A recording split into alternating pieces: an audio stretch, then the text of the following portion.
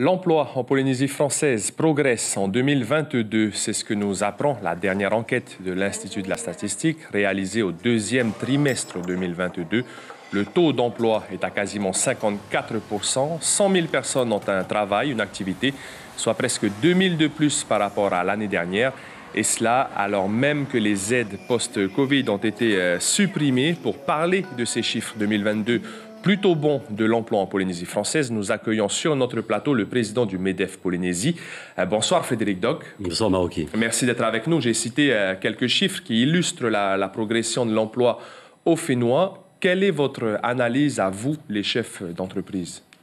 Alors il faut déjà se satisfaire de ces chiffres, puisqu'ils démontrent que pendant la crise sanitaire, les aides du gouvernement du pays, mais aussi de l'État, auprès des salariés, auprès des entreprises, a permis de conserver l'emploi.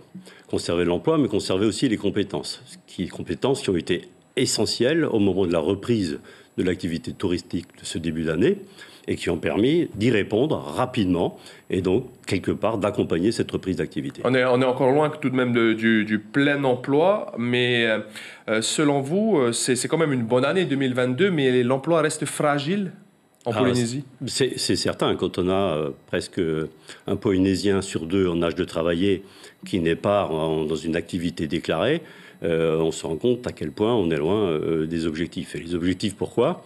Ils sont essentiels. Pourquoi il est essentiel de créer de l'emploi déclaré? Puisqu'il est nécessaire de financer évidemment notre santé. On a pu le voir hier soir dans votre reportage à propos de l'hôpital, du CHPF, pour lequel il monte plusieurs milliards. Ces milliards-là, en général, ils sont financés par les cotisations sociales qui sont elles-mêmes assises, évidemment, sur les salariés. Et donc, il est indispensable de créer de l'emploi pour financer la santé, la retraite, la solidarité, le service public. Et aujourd'hui, avec un Polynésien sur deux, je le redis, qui n'est pas dans une activité déclarée, on est à peu près certain de ne pas y arriver. Et quels sont les domaines, selon vous, porteurs en 2023, justement, en matière d'emploi? Alors déjà, il faut voir que dans les Polynésiens qui sont effectivement hors radar, on va dire ça comme ça, il y en a une partie qui souhaite travailler et il y a une partie qui est extrêmement éloignée de l'emploi. Avec le gouvernement, le MEDEF a travaillé pour tout faire pour ramener une partie de cette population dans l'activité économique. C'est pour ça qu'on a constitué un dispositif qui s'appelle les sociétés d'insertion par l'activité, qui est en train d'être lancé avec l'appui du pays et qui devrait permettre de créer dans des activités qui n'existent pas encore. On pense par exemple à l'aide à la personne, on pense à l'économie circulaire, on pense à tout ce qui touche à la préservation de l'environnement. Donc des nouvelles activités qui vont permettre effectivement de faire revenir des gens dans l'emploi déclaré et peut-être demain dans l'emploi salarié. Vous avez parlé de l'emploi salarié, de l'emploi déclaré. En tout cas, vous pensez qu'il faut lutter plus durement contre le travail au noir? C'est une certitude. Tout le monde sait qu'en Polynésie, il y a une partie de travail dissimulé, on appelle ça. Il faut absolument que ces gens cotisent aussi, encore une fois, à l'ensemble du financement de la solidarité, ce qui n'est pas toujours le cas aujourd'hui. Sinon, on n'y arrivera pas. Donc, il y a un travail à faire.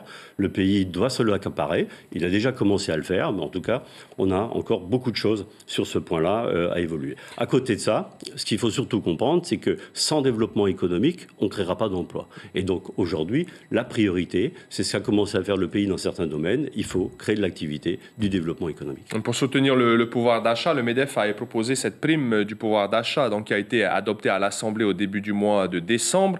Elle est exonérée de CST. Est-ce qu'on sait combien d'entreprises au Fénois jouent le jeu et ont commencé à verser cette prime à leurs salariés? Beaucoup. En tout cas, beaucoup le feront fin janvier, puisque la prime est effective que depuis ces jours-ci. Donc ça n'a pas pu être fait au mois de décembre. Ça ferait au mois de janvier. Beaucoup de secteurs se sont déjà accordés pour verser à l'ensemble des salariés cette prime pouvoir d'achat. Donc ça sera effectif d'ici le prochain bulletin de salaire. Donc les choses ont effectivement avancé. Elle va permettre cette prime, elle reste payée évidemment par l'entreprise et par l'activité économique, mais elle permet de peser moins lourd dans les comptes de l'entreprise puisqu'elle est effectivement, comme vous le dites, exonérée de charges. Justement, pour terminer sur le pouvoir d'achat, il y a une opposition ferme entre les patrons et le syndicat sur ce sujet. Vous avez choisi la prime exceptionnelle, cette prime du pouvoir d'achat, alors que les salariés, les syndicats demandent une augmentation des salaires avec 8% d'inflation en un an. Est-ce que la hausse des salaires est inévitable finalement dans les mois à venir pour compenser l'augmentation des prix des produits à la consommation?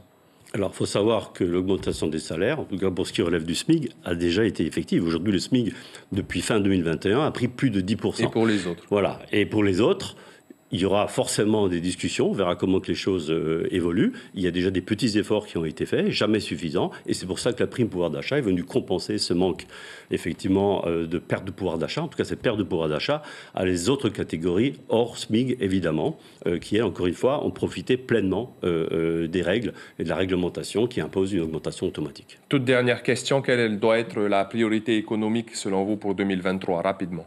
Alors, on se réjouit déjà d'entendre les propositions des partis et des candidats aux prochaines élections, puisqu'il va falloir qu'ils nous expliquent chacun d'eux quel est leur modèle économique, parce que sans développement économique, il n'y a pas d'emploi. Sans emploi, il n'y aura pas d'équilibre des comptes sociaux, c'est ce qu'on vient d'expliquer à l'instant. Mais des pistes, il y en a plusieurs. Il y en a qui ont déjà été lancées par le gouvernement. Je pense à la transition énergétique. Le pays a déjà fixé un cadre. Il a déjà lui-même engagé un certain nombre de travaux à travers ses propres établissements. Je pense évidemment à la TEP, mais on avait aussi le bel exemple de DT hier soir dans votre journal sur les éléments nécessaires à la transition énergétique qui ont commencé à être mis en place et qui vont permettre de développer le photovoltaïque. Donc on a effectivement ce poids-là. Il y a bien sûr l'activité touristique. J'ai entendu dire que le village tahitien allait redémarrer. C'est indispensable. On voit bien à quel point aujourd'hui il faut rebondir sur cette reprise de la volonté du monde entier de venir en Polynésie. Donc ça, c'est un point. Et évidemment, d'autres sujets, encore une fois, on attend avec beaucoup d'intérêt les propositions et les modèles, en particulier des partis politiques qui nous présenteront lors de cette campagne qui s'avère d'être extrêmement intéressante. Merci beaucoup Frédéric Doc. On suivra bien sûr vos propositions tout au long des élections territoriales, propositions du MEDEF Polynésie. Merci beaucoup. Merci. L'information en continu sur Polynésie la première, Internet et réseaux sociaux.